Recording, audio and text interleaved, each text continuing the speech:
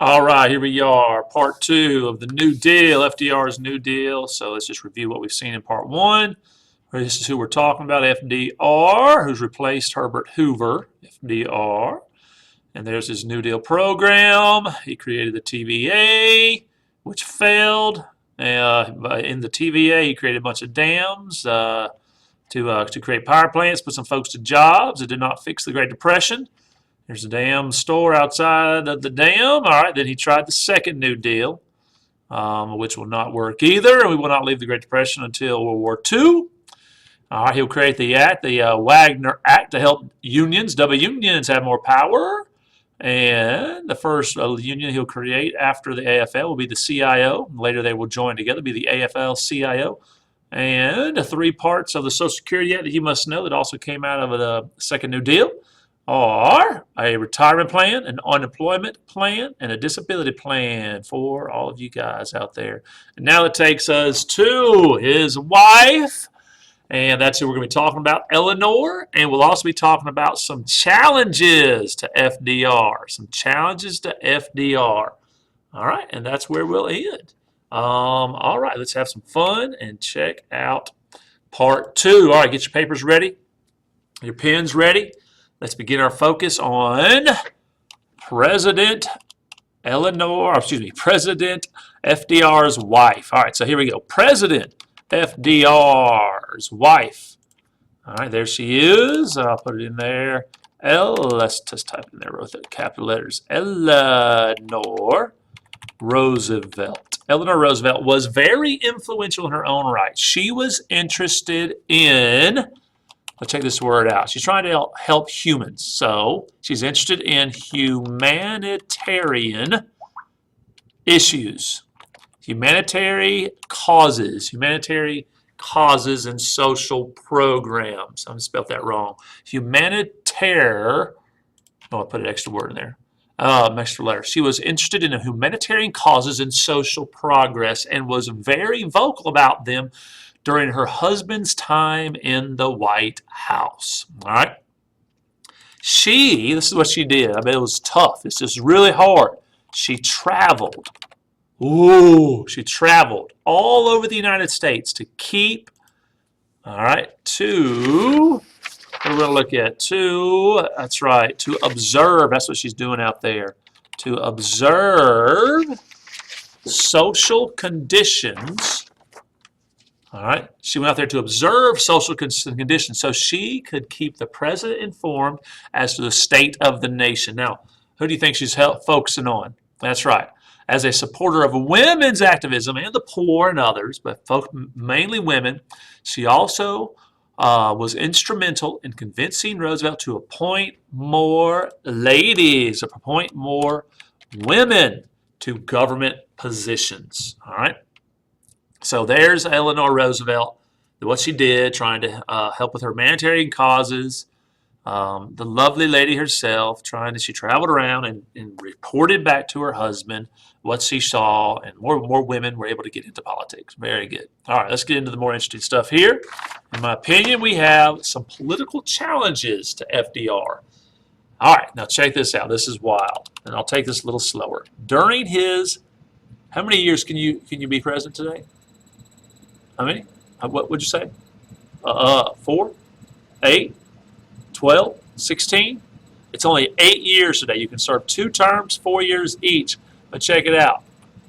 He will serve for 12 years. All right? He's actually elected more than that. So during his 12-year presidency, he actually was elected for 1 more term, and that's when he'll die. And he doesn't get to serve it completely. He's replaced by Truman. So during his 12-year presidency, President Roosevelt faced many challenges to his leadership. A lot of people didn't like what the guy was doing, and many critics. All right. Opponents is what we're going to look at. Opponents of the, what's his plan again? What is his plan? The New Deal came from all parts of the political spectrum. All right, FDR is a Democrat or a liberal.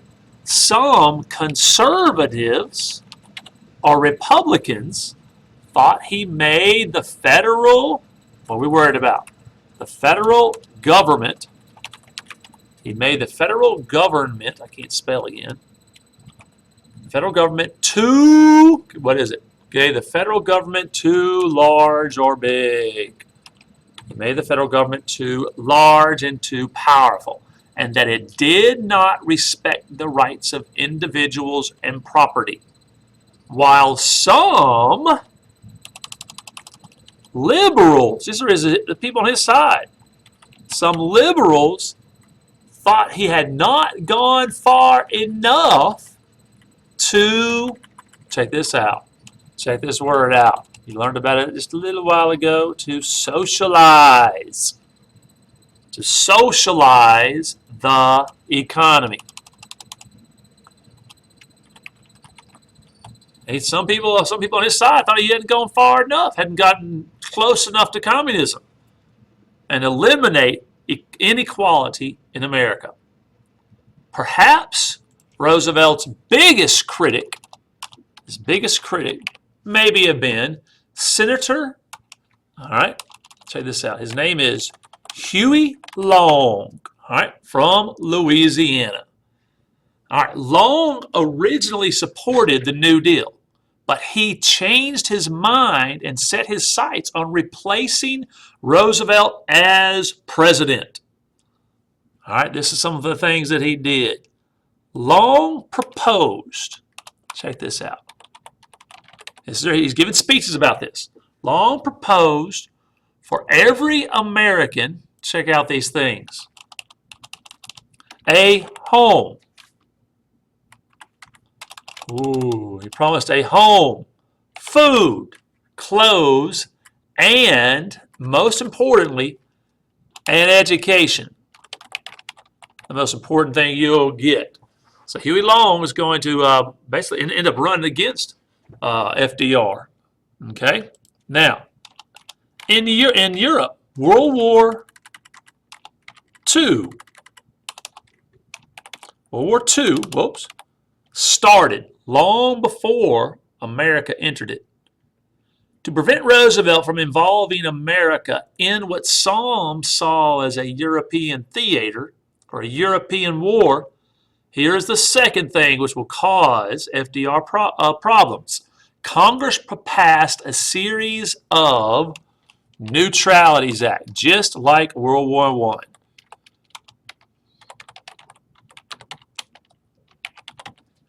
Congress passed a series of Neutralities Acts to make it illegal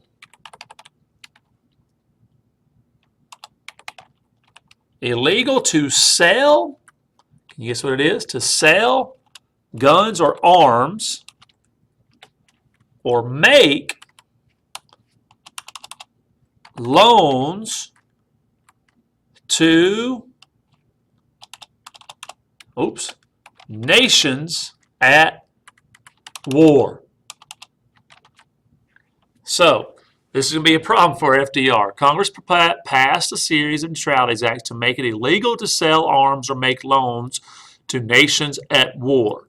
The fourth of these acts passed in 1939. That's the official starting date of World War II.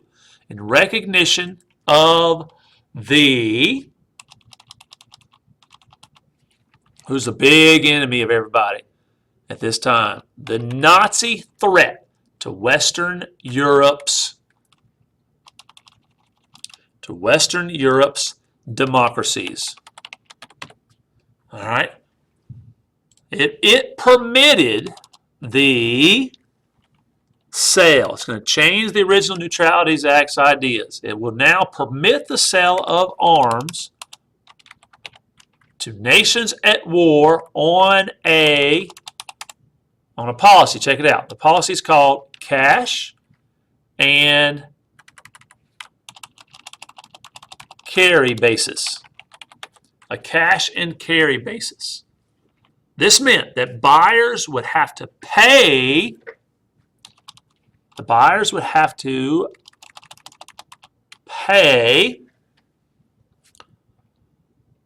cash and send their own. How do you get stuff that you buy? This big war-making stuff. Send their own ships to American ports to pick up the supplies, thereby keeping American ships from being sunk by the, who's doing the sinking the ships again? The Germans. Okay, so just quick review here. All right, so we have Huey Long that's talking bad about FDR, and we have the Neutralities Act, which is going to get us kind of in the war, but not really. All right, here's the third thing. It's going to be a big problem for him. This is huge here. The judiciary, oh, I got to make it big, judiciary.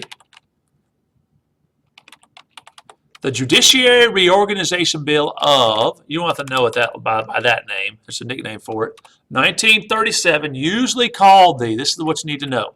Check it out. The Court Packing Bill. The Court Packing Bill was a law Roosevelt proposed to give presidents the power, check this out, this is crazy. Presidents the power to, all right, court packing bill, give presidents the power to appoint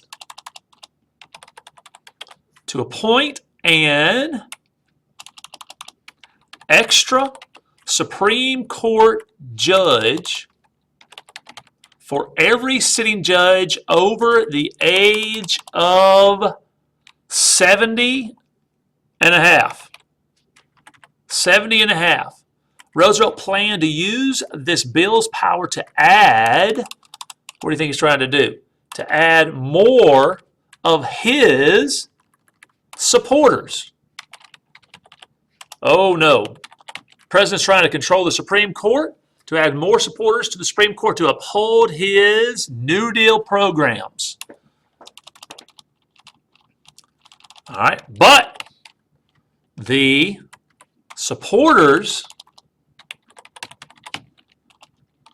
of the law passed by Congress weakened the power he desired. Was that not insane? He is trying to control more and more of the government, showing that he's truly, really trying to just take over everything that's going on. That is part 2. We'll talk more about this here in a little bit.